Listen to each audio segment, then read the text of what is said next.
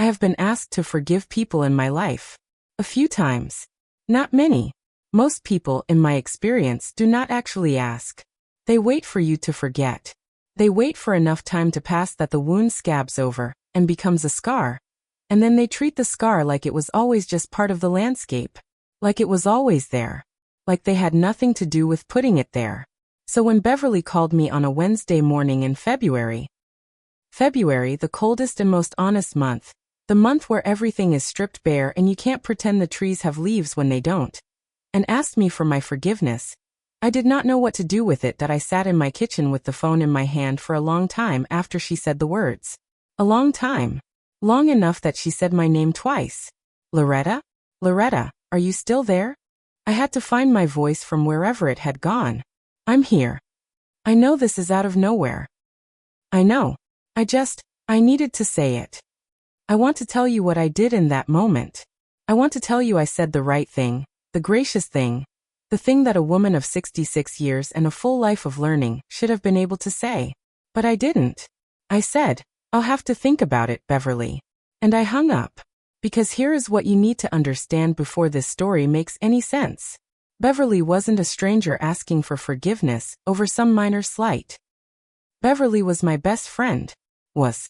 For 30 years of my life, Beverly Moore was the closest thing I had to a sister. She was in my wedding.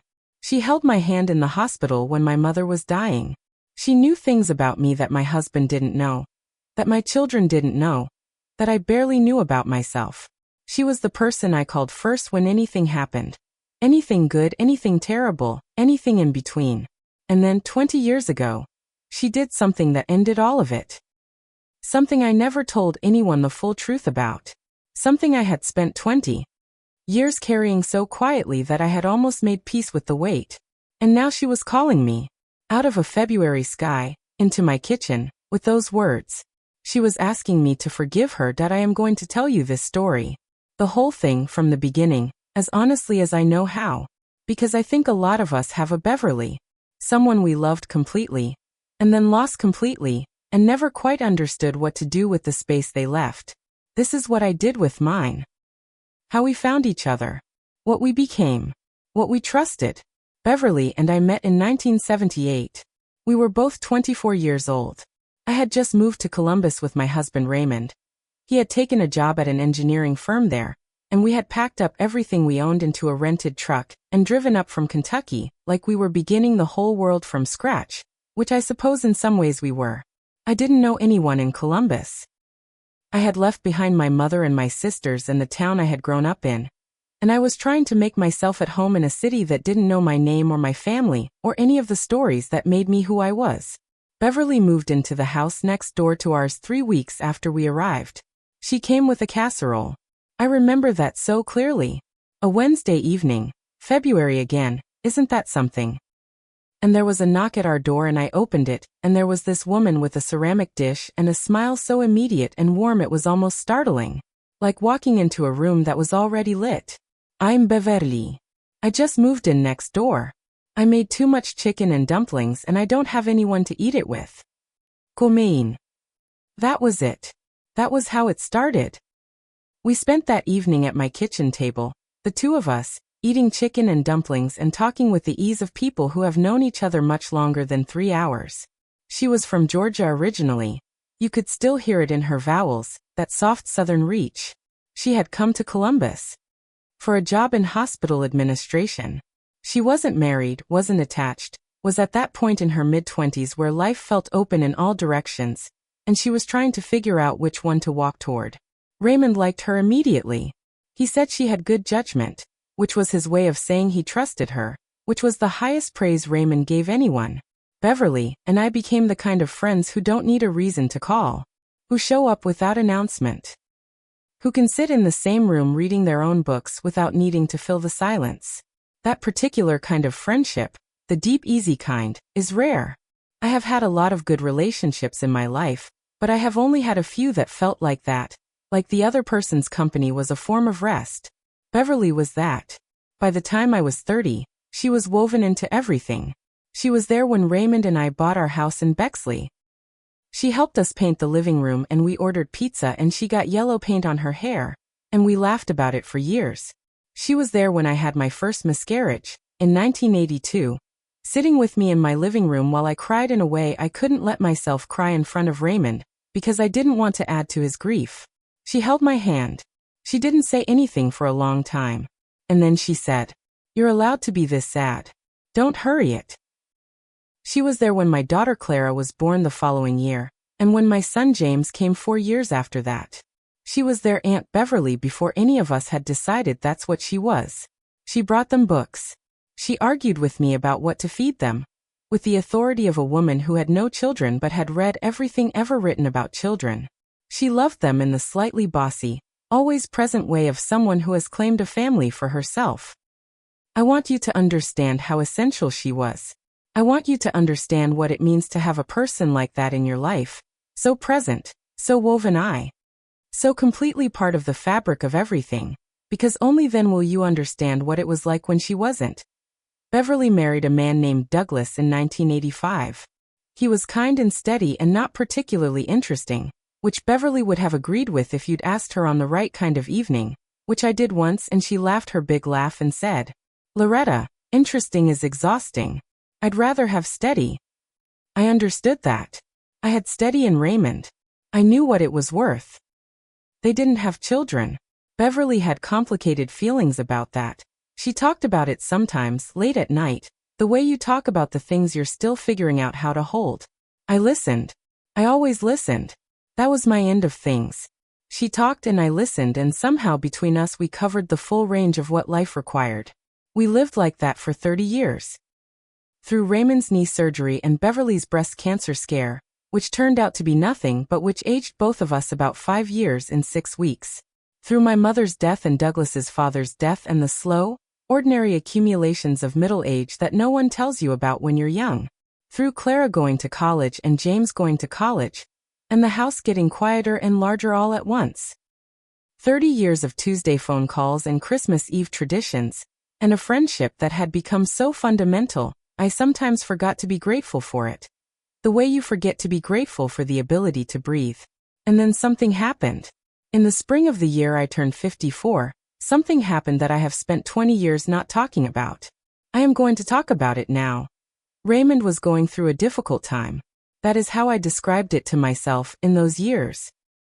A difficult time. Language can be a mercy when the truth is something you're not ready to say in its full shape. What was really happening was that Raymond was depressed. Deeply, seriously, in a way that went far beyond being sad or tired or the ordinary blue of a hard season. He was 55 years old, and he had reached some interior place I didn't know how to find, and most days he moved through the house like a man who was underwater, present in body and somewhere else entirely in every other way. He wouldn't see a doctor. Wouldn't see a therapist. This was Raymond, a man of his generation, with a generation's particular stubbornness about what counted as weakness, and seeking help counted. So he carried it himself, and I carried the weight of watching him carry it, which is its own kind of carrying. I had no one to talk to about it. Or that is what I told myself. I had my children, but Clara was 21 and James was 17, and I was not going to put this on them. I had my sisters in Kentucky, but they were far and I was ashamed in some way I couldn't quite name. Ashamed that our marriage was struggling, ashamed that the steady, quiet life we had built was not as steady as I had believed. I should have told Beverly. Looking back, I can see so clearly that I should have told Beverly. She would have known what to do, or at least she would have known how to sit with me while I figured it out. That was what she was for. That was what I was for her. But I didn't tell her. Instead, I pulled back. Not dramatically, not in any way she could have named or called me on. Just slowly, the way the tide goes. So gradually you don't notice until you look at the waterline and realize how far it's fallen. I returned her calls a little less promptly. I was a little more vague when she asked how things were.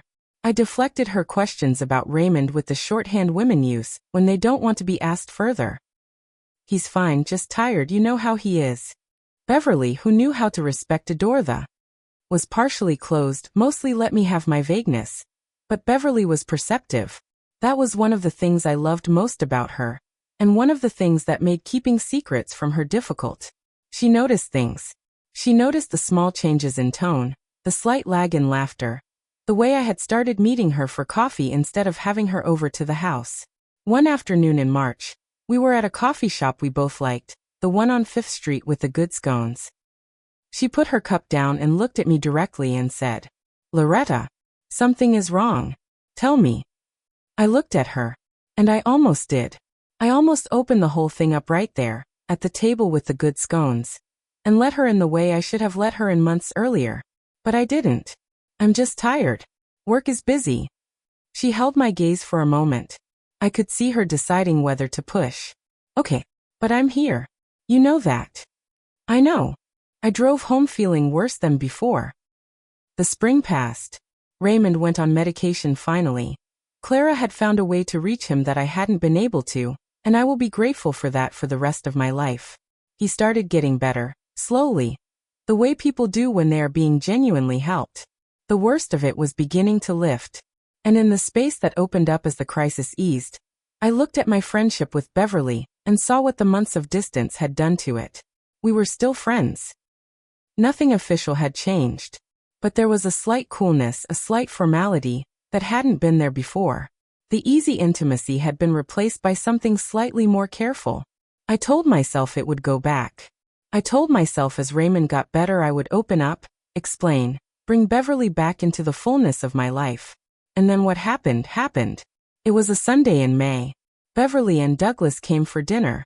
We hadn't done that in months and it felt like an important restoration. A deliberate effort to get back to normal. I cooked Raymond's favorite pot roast, and Beverly brought a bottle of wine and one of her opinions, which she delivered with complete confidence and complete love, which was Beverly all over that we ate. We drank the wine. Douglas and Raymond talked about baseball. Beverly and I were in the kitchen cleaning up.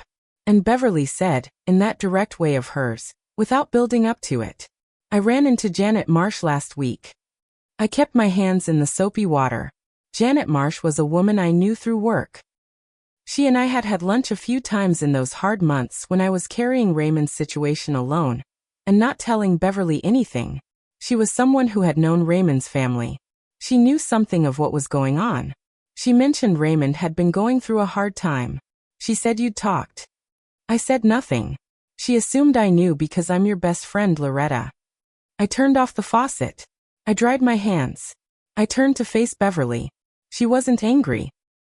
Beverly almost never got angry in the explosive way. She was standing with her arms folded, not aggressively, but holding herself carefully, and her eyes were careful too, hurt in a quiet, settled way, the way a hurt is when it's been sitting for a while. "You went through something hard this year. Something really hard. And you talked to Janet Marsh, who you barely know, but you didn't talk to me. I don't understand, Loretta. I need you to help me understand." I should have said.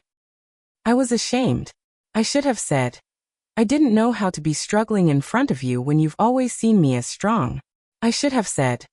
Losing myself for a while meant I didn't know how to find you. Instead, I said something that I have never fully forgiven myself for.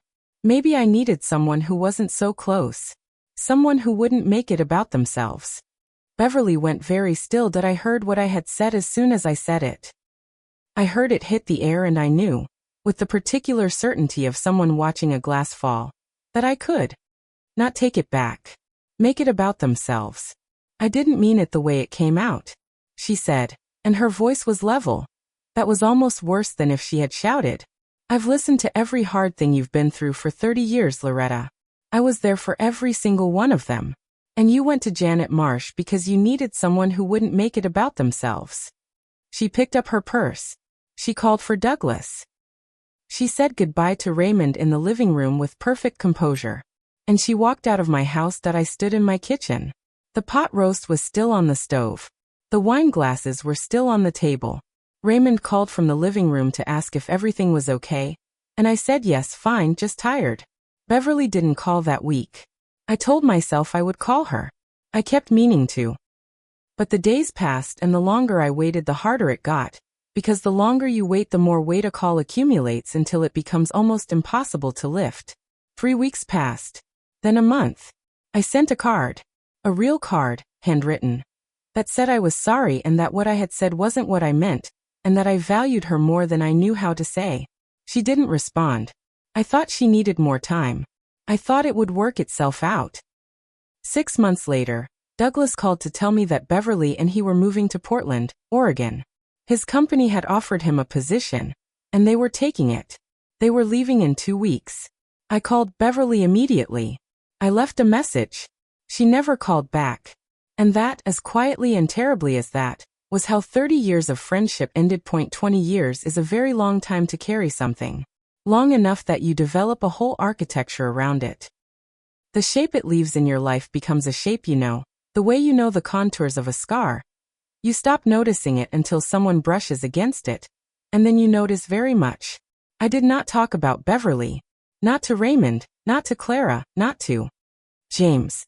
I told people, when it came up, that we had lost touch when she moved to Portland, which was true in the way that a door closing is true, technically accurate, leaving out everything that mattered. Raymond knew something had happened. He asked once, a few years after, and I said Beverly and I had had a falling out and I didn't want to talk about it. He said okay. He was that kind of husband. Life went on as life does. I turned 60. Raymond retired and we traveled some, the trips we'd been postponing for years. Clara got married and had children. My grandchildren, the great loves of my current life. James built a good life in Atlanta. I made new friends. I had good friendships, warm and real. But I never made another Beverly. I don't think most people do. That particular kind is not replaceable. You can have wonderful relationships that don't fill the specific shape of what you lost. And in time you stop expecting them to, and that becomes a kind of peace.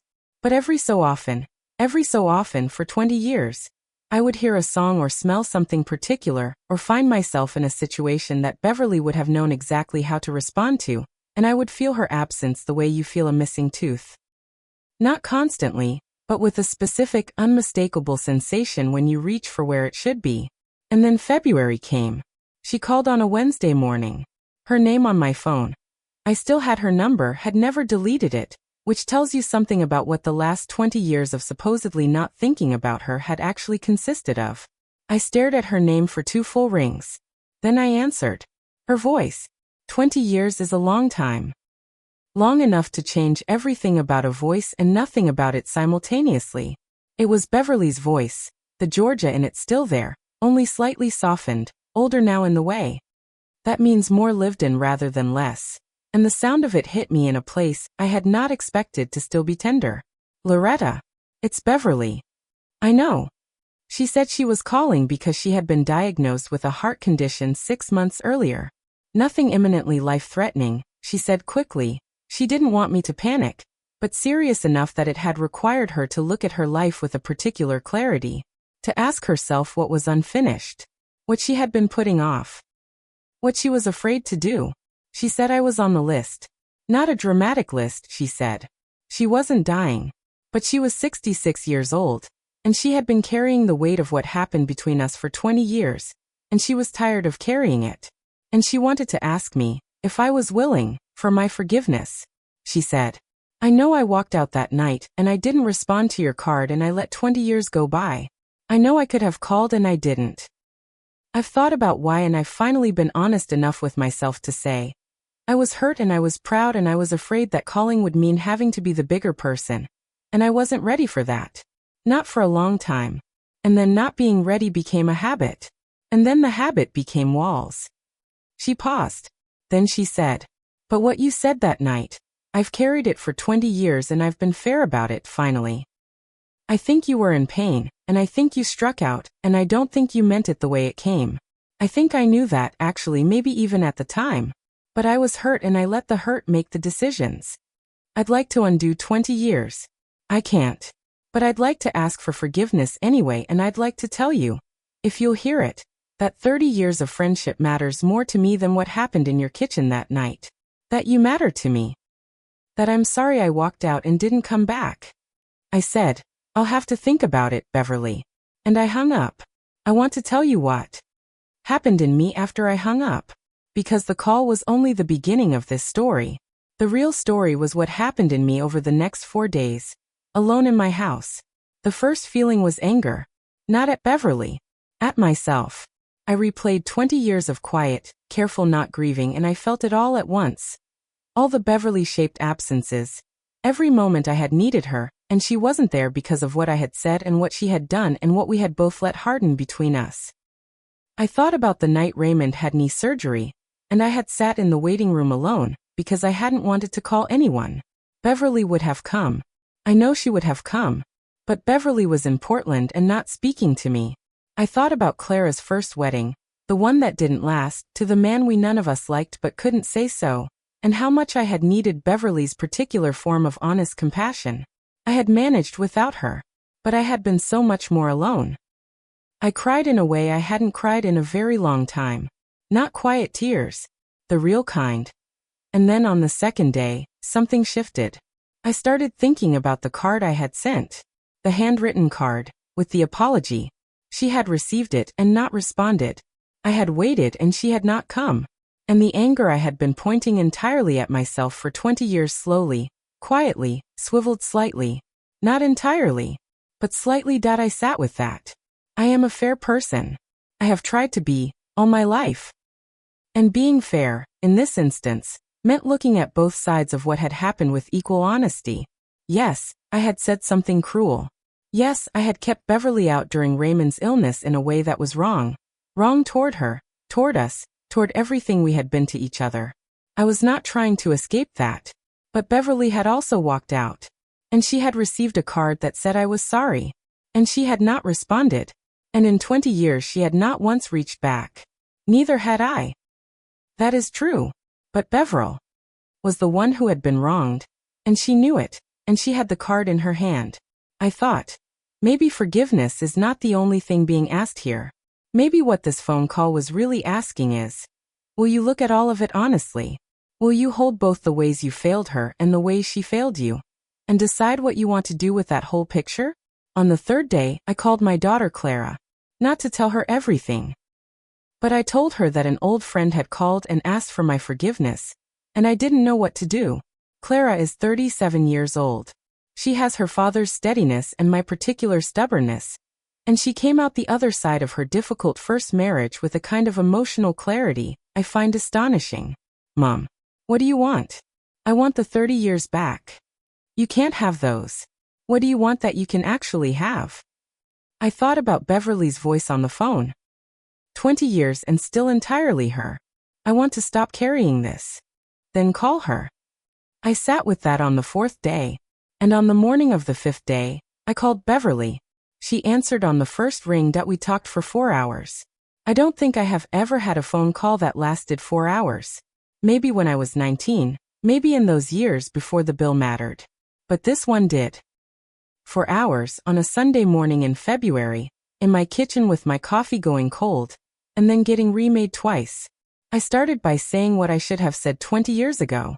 What I said that night in the kitchen, that you would make it about yourself, was not true. It was not what you deserved. It was not who you are. I was hurting and I struck at you because you were the closest person, and the closest people get the worst of us sometimes. That is not an excuse. It is just the truth of why it happened. And I am sorry. I am deeply, genuinely sorry. Beverly was quiet for a moment. Thank you for that. I also want to say something else. Okay. I sent you a card. I apologized in writing. And you didn't respond. And in 20 years, you didn't call. I know I didn't call either. But the silence went 2 ways. And if we're going to be honest about what happened, I need us to be honest about all of it. A pause. I know, she said. I got the card. I read it about 15 times. I started to call you at least a dozen times in those first few months. But every time I picked up the phone I thought, what if she says it again? What if I go back and she keeps me at arm's length again? And I couldn't bear the thought of that more than I could bear the thought of losing you. I know how that sounds. I know it sounds like I chose my own protection over fixing something that mattered. And that is exactly what I did. I am not proud of it. I've spent a lot of the last 20 years not being proud of it. I sat with that. There is a particular kind of recognition that comes when someone tells you the truth about their own fear.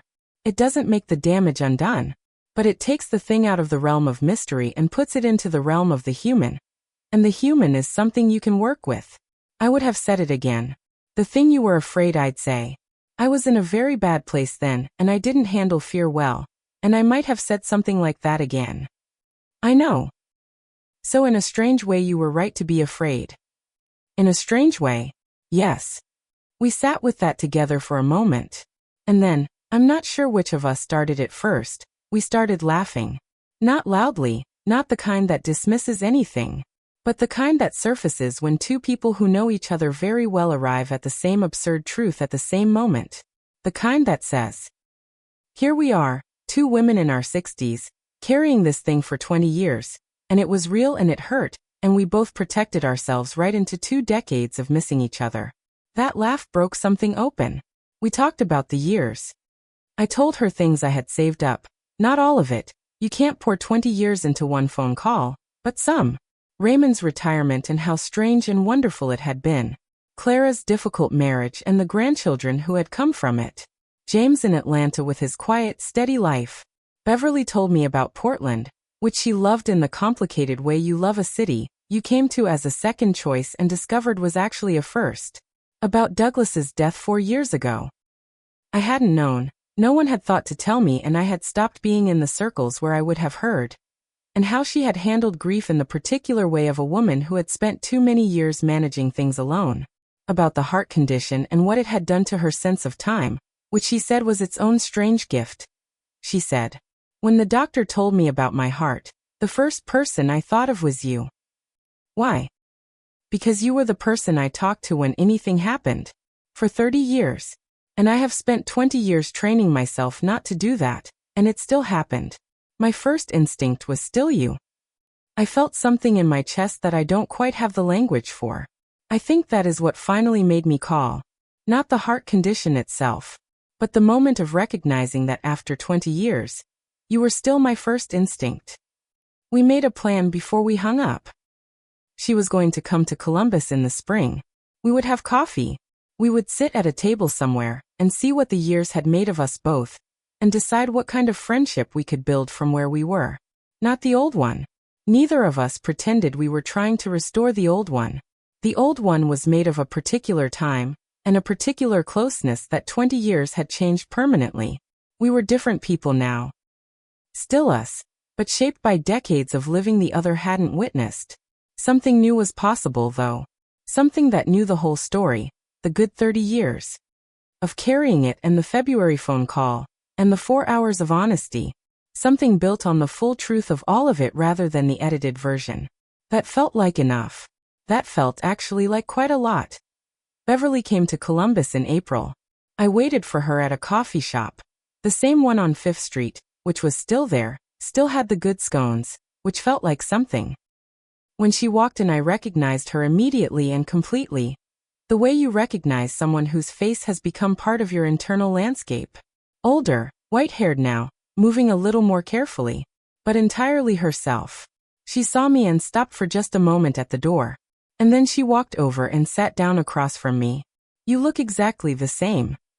That is a complete lie and I love you for it. We ordered coffee. We ordered scones. We sat across from each other at that table for 3 hours, talking and sometimes not talking, and somewhere in the middle of it, somewhere between the first cup of coffee and the second, it stopped feeling like a reunion between estranged people, and started feeling simply like two old friends sitting down together. Not without awareness of the years. Not pretending they hadn't happened, but past the heaviness of them. When we said goodbye outside the coffee shop, she hugged me for a long time. Not the quick, formal hug of people who haven't decided yet how close to stand. A real one. I'll call you Tuesday. I'll answer. She did. I did. We have been talking on Tuesdays ever since that. It is October now. 8 months since the February phone call. 7 months since the April coffee. And on Tuesdays reliably Beverly calls. We talk for an hour. Sometimes more. About everything and nothing, the way we always did. Her thoughts about the world, my news about the grandchildren, the particular pleasures and frustrations of being 60. 6 years old and still standing and still curious. It is not the same as before. We are not the same as before. There are 20 years of stories we haven't told each other, and we are telling them slowly, in the order they surface, like going through a box of things you put away a long time ago, and finding that most of them are still good. There are things about her life I will never fully know, and things about mine she missed entirely, and that is a permanent kind of sadness that doesn't go away so much as it learns to coexist with what is present and good. But what is present and good is real. That I have been thinking, these past months, about forgiveness. About what Beverly asked of me and what I gave her and what I took in return, because I think that is what actually happened. We exchanged forgiveness. I forgave her for walking out and staying out. She forgave me for saying what I said and for the 20 years of silence that were as much my making as hers. The exchange was not simultaneous. It was not even. It did not come with a clean ceremony. It came slowly and honestly through 4 hours on the phone and a coffee shop in April and Tuesday calls that are still going. But it came. And I want to say something about what forgiveness actually is, because I spent a lot of years thinking about it wrong. I thought forgiveness was something you gave to someone else. A gift. An absolution. Something that required you to decide they deserved it. But Beverly didn't need to deserve it for me to decide to forgive her. And I didn't need to deserve it for her to decide to forgive me. What forgiveness actually required was something different. It required honesty about the whole thing. Not just the part that made me the wrong party, but the whole thing. What I had done, what she had done, what we had both done in the years of silence that followed. Forgiveness without that honesty would have been just a word. A way of ending the conversation without actually having it. What made it real was that we had the conversation. The real one, with all of it on the table. And I want to say one more thing. Beverly called me. She was the one who picked up the phone. She was the one who said the words. And I know it cost her something. Her voice on that Wednesday morning told me it cost her something. And I want to honor that. Because the act of being the one who calls matters. If there is a Beverly in your life, someone you loved and lost, someone the silence has grown so long between that it feels permanent, I want you to consider being the one who calls. Not because you owe it. Not because they deserve it. But because you might. Because 20 years from now, the only question that will matter is whether you reached across before it was too late. Beverly almost waited too long. A heart condition gave her the clarity she'd been postponing. I am glad she didn't wait for something worse. I am glad the phone rang on a Wednesday morning in February. I am glad, most of all, that when she asked me to think about it, I thought about it. I really thought about it, with everything I had, with all the honesty I could bring. And I called her back. Whatever relationship you are carrying unfinished, in the quiet part of your life, I hope you call back too. It is not too late. Not today. Not yet.